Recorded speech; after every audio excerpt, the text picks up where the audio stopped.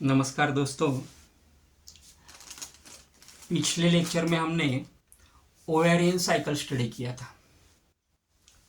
आज के लेक्चर में हमको एक बहुत ही इम्पोर्टेंट ऐसा टॉपिक है गैमेटोजेनेसिस, वो स्टडी करना है।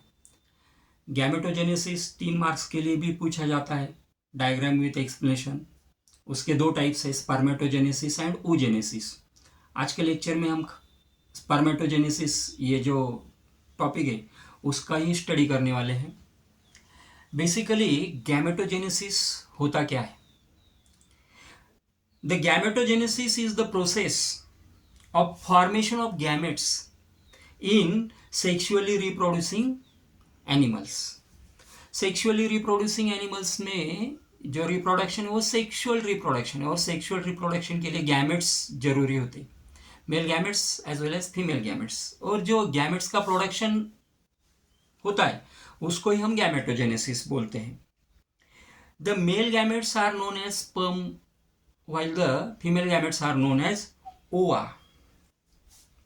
Basically, gametogenesis is the process of formation of gametes in the sexually reproducing animals, as well as the gametes are formed from primordial germinal epithelial cells.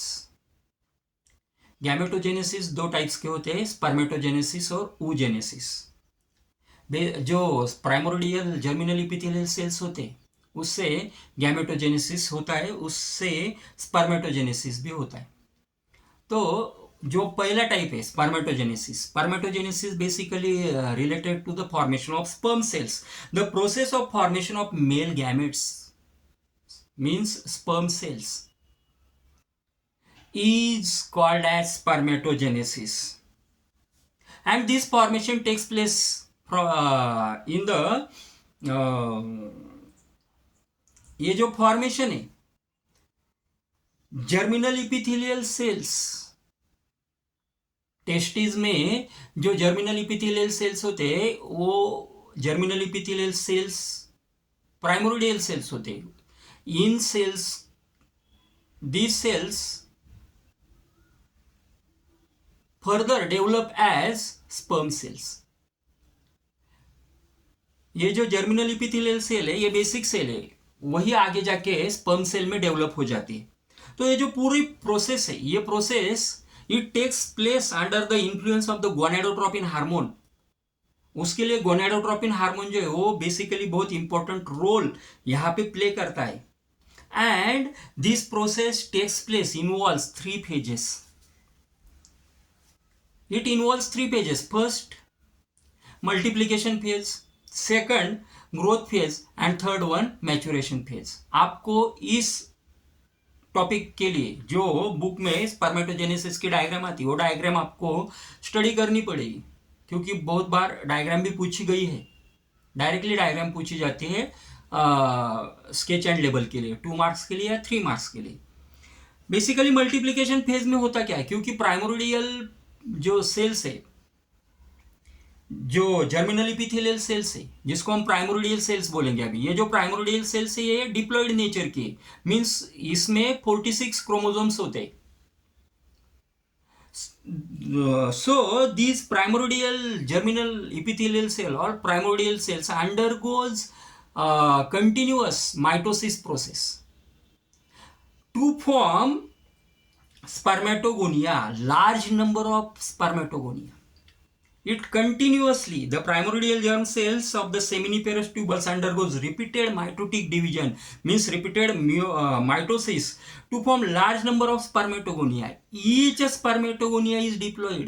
अभी भी spermatogonia ये diploid cell है, because mitosis हुआ है तो ये cell diploid होती है with 46 chromosomes। Then second phase शुरू हो जाती है, उसको हम ग्रोथ फेज बोलते हैं। Some of the spermatogonia stop dividing and due to the accumulation of food they get nourishment.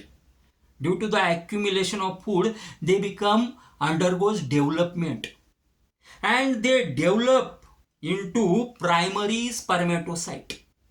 Spermatogonia develop, some of the spermatogonia stop dividing and develop as primary spermatocyte। Primary spermatocyte भी अभी तक diploid nature की है। उसके बाद जो होता है तीसरी फेज शुरू होती है maturation phase. It involve meiosis और मियोटिक डिवीजन। अभी जो प्राइमरी स्पर्मेटोसाइट्स है इसमें मियोसिस होना शुरू हो जाएगा, reduction of chromosomes, chromosomal number reduce होना शुरू हो जाएगा and it leads to formation of two haploid cells called as secondary spermatocytes.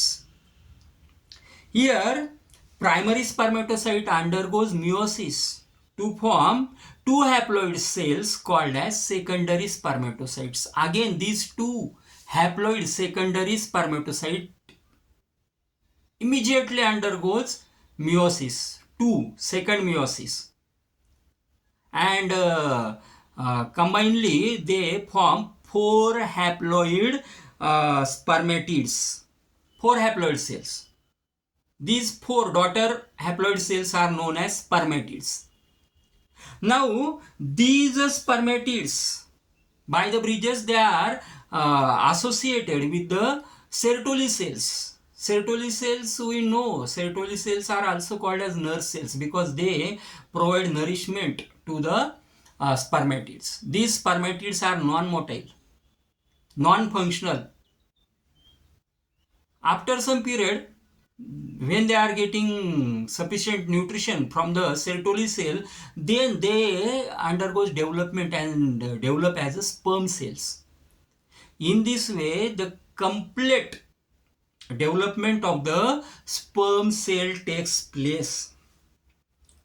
This whole process is known as spermatogenesis. 3 phases है इसमें। पहला है मल्टीप्लिकेशन फेज, सेकंड है ग्रोथ फेज और तीसरा है पहला है मल्टीप्लिकेशन, सेकंड ग्रोथ और तीसरा है मैच्योरेशन फेज। मल्टीप्लिकेशन फेज में माइटोसिस होता है, मैच्योरेशन फेज में मियोसिस होता है। जर्मिनल इपिथेलियल सेल्स, उसको हम प्राइमोर्डियल सेल्स भी बोलते हैं। माइटोसिस होके उसमें क्या हो जाता है तो स्पर्मेटोगोनिया डेवलप होती है। कुछ स्पर्मेटोगोनिया ग्रोथ फेज में उनका माइटोसिस बंद हो जाता है, वो डेवलप होते हैं और डेवलप स्पर्मेटोगोनिया को हम प्राइमरी स्पर्मेटोसाइट्स बोलते हैं।